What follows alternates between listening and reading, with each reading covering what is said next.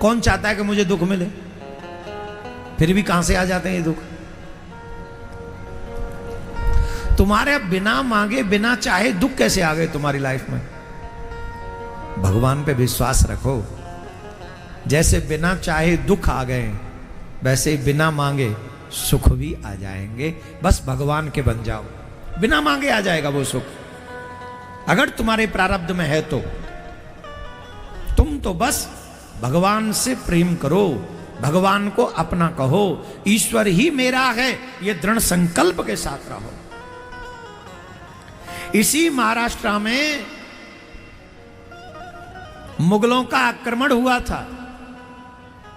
अलग अलग लोग अलग अलग रूप से मुगलों के साथ धोखा कर रहे थे, महाराष्ट्रियों के मराठियों के साथ भी धोखा कर रहे थे, धर्म परिवर्तन भी करा रहे थे।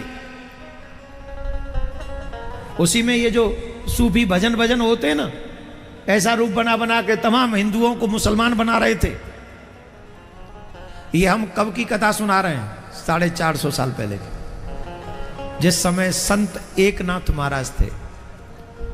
तो उन्होंने, संत एकनाथ महाराज ने एक अभंग लिखी खुदा के ऊपर।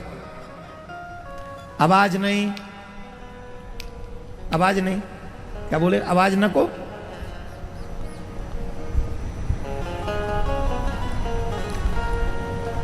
कुछ सूफियत के ऊपर, कुछ खुदा के ऊपर एकनाथ महाराज ने अभंग लिखा। उनके धर्म के जानने वाले बड़े प्रसन्न हो गए कि संत एकनाथ महाराज ने इस पे अभंग लिखा। तो उन्होंने दिमाग दौड़ाया कि इनको एक एक करके हम लोग इनका धर्म परिवर्तन करा रहे हैं, अगर इन एकनाथ जी को ले आए तो कितने लोग तो इनके पीछे आ जाएंगे, तो इन्हीं को ले आते हैं। तो बड़े बड़े धर्माचार्य उनके वहाँ गए, उनसे चर्चा की। बोले आप इतना अच्छा हमारे खुदा के बारे में लिखते हो, आप ही हमारे हो जाओ, इसी को स्वीकार कर लो, हमारा और आपका मत तो एक ही है। अरे हर जगह तो ईश्वर ही है, जिसे आप ईश्वर कहते हो उसे हम खुदा कहते हैं। बोले आप हर जगह मानते हो? बोले हाँ। तो बोले जब हर जगह मानते हो तो यही तो हम भी मानते हैं कि हर जगह भगवान है, हमें तो कोई बुराई नहीं है, हम मान लेंगे। तो फिर आप हमारी मस्जिद में पधारो, बड़ी जगह है। बोला आ जाएंगे, हमारा क्या है। तो संत एकनाथ महाराज मस्जिद जाने के लिए तैयार हुए, और ये बात जब सनातनियों को पता चली तो मना कौन करे, पर उनके दिल की धड़कन तेज हो गई। बोले ये क्या हो रहा है, ये कैसे हो रहा है?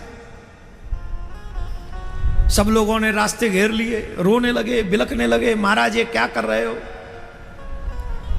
अगर आप ही हमको सिखाते हैं स्वधर्मो निधनम श्रेय पर धर्मो भया भया, अपने धर्म में रहकर अपने प्राण भी चले जाएं वही श्रेष्ठ है, दूसरे के धर्म में स्वर्ग की भी प्राप्ति हो वो भी हमारे लिए नकारात्मक है, वो भी हमको दुख देने वाली है, अंततोगत तो हमारा विनाश करने वाली है।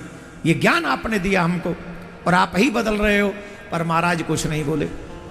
वहां मौलवी यही बार बार कहते थे सब जगह ईश्वर है, सब जगह जैसे तुम्हारा ईश्वर है, हमारा खुदा, हमारा खुदा, हमारा खुदा, हमारा खुदा। अब महाराज जब सुबह निकलने लगे, वहां से जाने लगे संत महाराज जाने लगे, सबको टेंशन हो गई, लोग रोक रहे हैं, महाराज रुक नहीं रहे, महाराज चलते चले जा रहे हैं। अब तो महाराज बेहुअल, हजारों की भीड़ महाराज के पीछे। वहां पर पूरा मस्जिद के आगे जलसा लगा हुआ है, इतना लोग। आज भी जो धर्म परिवर्तन करने वाले हिंदू हैं वो सुने इस बात को।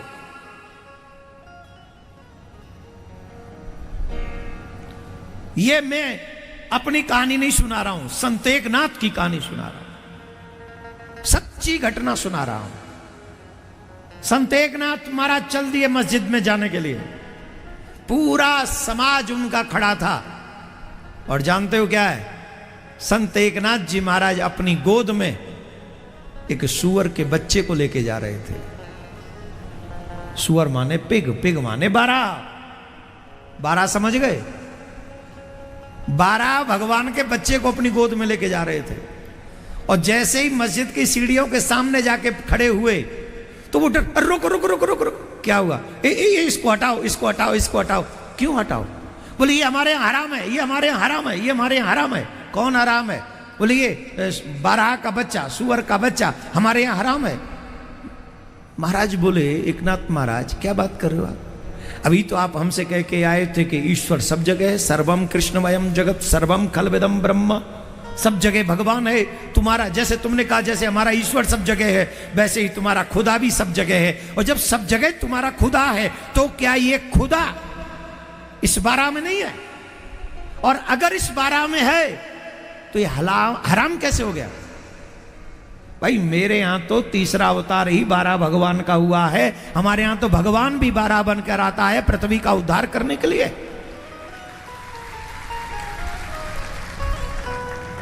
फिर तुम कैसे कहते ये हराम है? और अगर 12 में तुम्हारा खुदा कहता है हराम है, इसका मतलब है तुम्हारा खुदा फिर सब जगह तो नहीं, जैसे मेरा ईश्वर सब जगह है।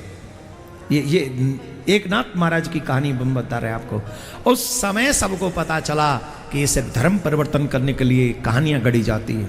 मैं सिर्फ आप सबको जागरूक कर रहा हूं। अरे तुम भाग्यवान हो कि भगवान ने तुम्हें भारत में जन्म दिया। तुम भाग्यवान हो कि भगवान ने तुम्हें मानव बनाया। और उससे भी बड़ा भाग्य है कि तुम्हें भगवान ने सनातनी बनाया।